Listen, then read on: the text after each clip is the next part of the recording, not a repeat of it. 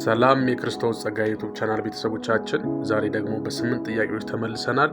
በመጽሐፍ ቅዱስ ላይ ያጠነጠኑ 8 ጥያቄዎችን ይዘን መጥተናል። ለእያንዳንዱ ጥያቄ መልስ 5 ሰከንድ አላችሁ። ቀጥታ ወደ ጥያቄው። የመጀመሪያው ጥያቄ ቁጥር 1 ብሉይ ኪዳን ስንት መጽሐፎች አሉት?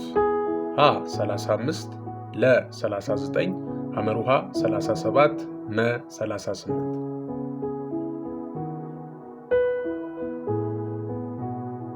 እሺ እንግዲህ መልሱ ለ39 ይሆናል። ጥያቄ ቁጥር 2 ሐዋርያው ዮሐንስ ስንት መጽሐፎችን ጽፏል? ሀ 3፣ ለ 4፣ ሐመሩሃ 2፣ መ 5።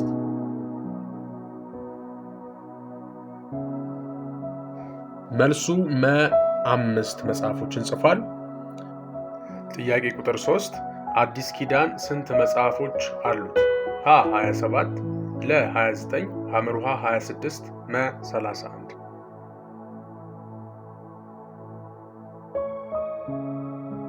ሀሌታ ውሃ 27። ጥያቄ ቁጥር 4 ከኤፌሶ መጽሐፍ ቀጥሎ የሚገኘው መጽሐፍ የትኛው ነው? ሀ ፊልጵስዩስ፣ ለ ገላትያ፣ ሐመሩሃ ቆላስይስ፣ መ አንደኛ ተሰሎንቄ።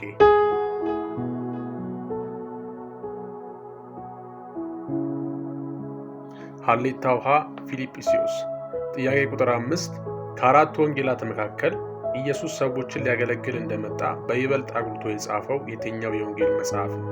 ሀ የማቴዎስ ወንጌል፣ ለ የሉቃስ ወንጌል፣ ሐመሩሃ የማርቆስ ወንጌል፣ መ የዮሐንስ ወንጌል።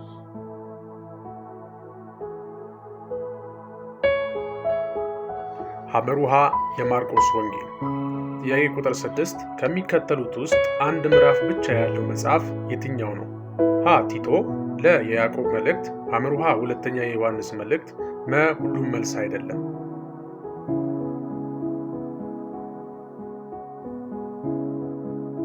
ሐመሩሃ ሁለተኛ የዮሐንስ መልእክት። ጥያቄ ቁጥር 7 ከሚከተሉት ውስጥ የትንቢት መጽሐፍ ያልሆነው የትኛው ነው? ሀ ዳንኤል፣ ለ አሞጽ፣ ሐመሩሃ አብድዩ፣ መ እዝራ።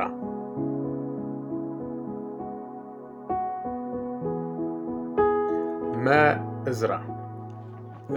ትንቢተ እዝራ ሳይሆን መጽሐፈ እዝራ ነው ማለት ነው። ጥያቄ ቁጥር 8 እና የመጨረሻው የቆላስይስ መጽሐፍ ስንት ምዕራፎች አሉት?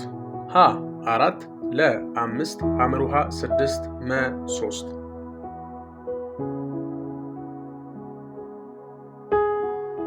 ሀሌታ ውሃ 4። እንግዲህ የዛሬውን ጥያቄና መልስ ፕሮግራማችን እዚህ ጋር ያበቃል። በቀጣይ ጊዜ ሌሎች የመጽሐፍ ቅዱስ ጥያቄዎችን ይዘን እንመጣለን። ሁላችሁም ይህን ቪዲዮ ለአንድ ጓደኛችሁ ብቻ ሼር አድርጉለት። ከ8ቱ ጥያቄዎች ስንት እንዳገኛችሁ ኮሜንት ላይ ጻፉልኝ። ጸጋ ይብዛላችሁ። በቀጣይ እንገናኛለን። መልካም ጊዜ ይሁንላችሁ።